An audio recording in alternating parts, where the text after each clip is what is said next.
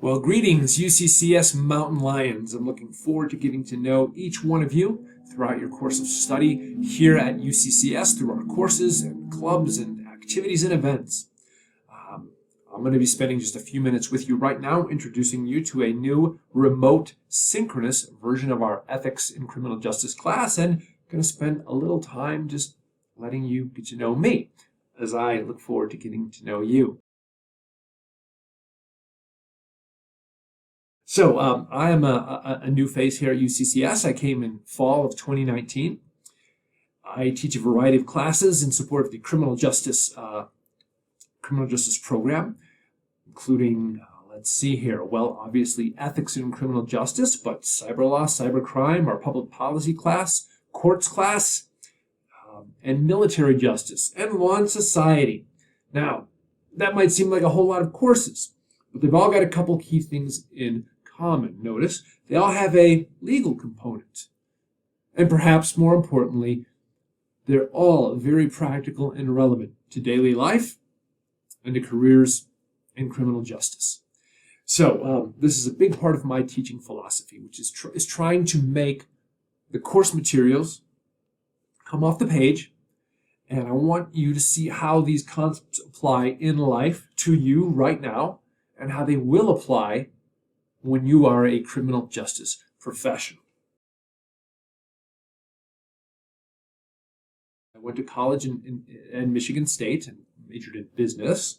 Then I went on to law school at Cooley Law School in Lansing, Michigan. And then I joined the Air Force. And I was an active duty judge advocate for 21 years before I retired. During that time, I had some great jobs.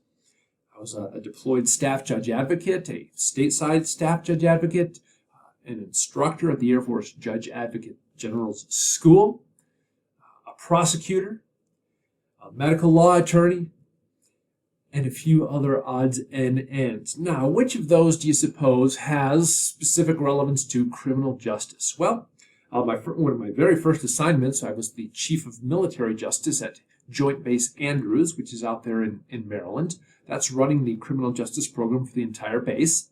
I was also a special assistant U.S. attorney there. I've been assigned as the Chief of Adverse Actions at Wright-Patterson. And throughout my career, I've prosecuted cases and supervised the prosecution of cases. Hundreds of DUIs, stop signs, and traffic offenses, to trespass, larceny, fraud, to military-specific crimes such as conduct unbecoming an officer, and AWOL. So, perhaps more important than the cases, I'm really proud to say I've advised on hundreds and hundreds of criminal cases. In other words, working closely with Air Force investigators or Army investigators such as CID on things like rights advisement and probable cause determinations and questions about search warrants and how to lawfully conduct investigations, because there's a lot of work that goes into a case before it hits the front doors of the courtroom. Let's talk about remote synchronous ethics in criminal justice. Now, as you know, ECJ is a required class for your CJ major. You've got to take it. I've taught that class in a traditional classroom format. I've taught that in the condensed winter format, and I've taught it purely online.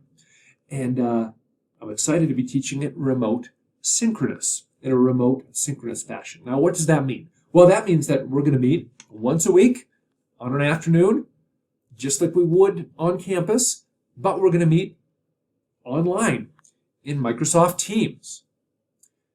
You'll hear me, you'll see me, I'll hear you and see you. And we're going to have great debates and discussions just like we would if we were in a classroom, but minus the commute.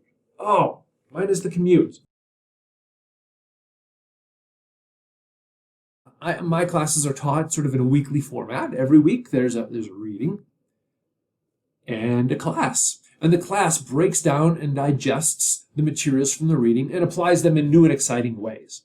So we take a lot of the ethical principles, and then I give you some real-world ethical dilemmas that I've seen or others have seen, or that come from our textbook, And we'll debate whether the officer did the right thing. We'll debate whether capital punishment is moral or not. We'll debate whether a police officer should take that free cup of coffee. And notice, it's ethics in criminal justice, so not just policing.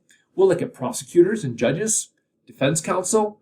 We'll look at probation officers and corrections officers and all sorts of different professions within the criminal justice field. So hopefully that's exciting to you and an interesting way of learning ethics in criminal justice. So if that sounds good, check out our remote synchronous CJ4121. So ethics in criminal justice, remote synchronous.